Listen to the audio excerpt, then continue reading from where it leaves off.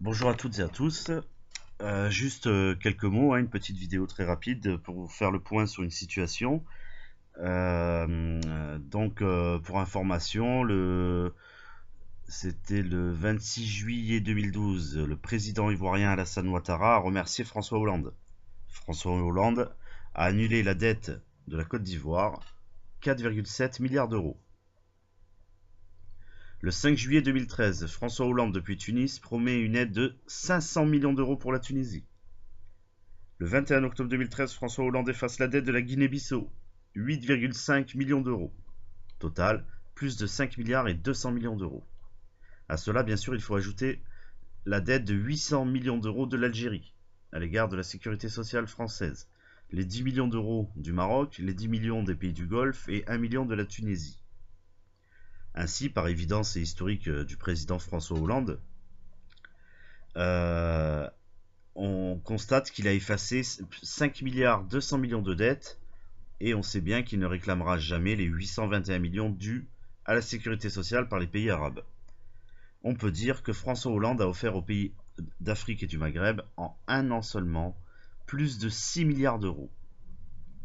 Puisque l'on parle du coût des étrangers, ajoutons également les 800 millions d'euros que coûte l'AME chaque année à la France, pour arriver, après un an de gouvernement seulement, à quasiment 7 milliards d'euros offerts par François Hollande aux étrangers. Mais comment François Hollande va-t-il récupérer ses dons alors que nous sommes en pleine période de crise et de chômage? C'est simple.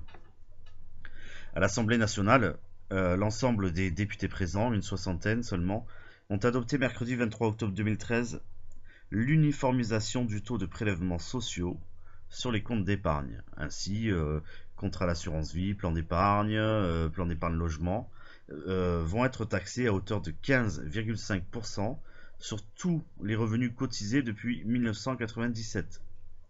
L'objectif est bien sûr de renflouer les caisses de l'État, et notamment celui de la sécurité sociale. La mesure doit rapporter 600 millions d'euros. 40% des Français ne se soignent pas en raison de difficultés financières. Les cotisants au système de santé ne sont plus remboursés de leurs dépenses, ce qui les amène, pour ceux qui en ont encore les moyens, à souscrire à des assurances privées, les mutuelles. De plus, on leur demande de faire des sacrifices en augmentant les impôts de manière conséquente, et aujourd'hui, on prend, sans les prévenir, 15,5% de leur épargne. Trouvez l'erreur. Les Français payent par leurs cotisations les dépenses de santé des pays arabes et africains. Les Français ne bénéficient pas du système de santé qu'ils alimentent et soit ils prennent une mutuelle, soit ils ne se soignent pas. On impose aux Français de renflouer le déficit de la sécurité sociale en prélevant, sans préavis ni accord souverain, 15,5% de leur épargne. Les étrangers clandestins continuent et continueront de se faire soigner aux frais de la princesse, tandis que François Hollande annule et annulera les dettes à tour de bras. Français, jusqu'à quand et jusqu'où?